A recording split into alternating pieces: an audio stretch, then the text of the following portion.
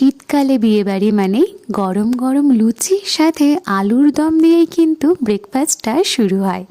এদিনও ঠিক তাই ছিল লিস্টে। তবে সকালটা শুরু হয়েছিল এরম নাচা গানা হই হুল্লোড় করেই। ঘড়িতে তখন ঠিক 7:30 ধরো। সবাই মিলে চলে গিয়েছিলাম জল ভরতে। জল ভরে এসেই দাদাভাইয়ের সাথে চললো আরেক ধাপ নাচ। তারপর ফ্রেশ হয়ে রেডি হতে না হতেই শুরু হয়ে গিয়েছিল দাদা ভাইয়ের গায়ে হলুদ পর্ব।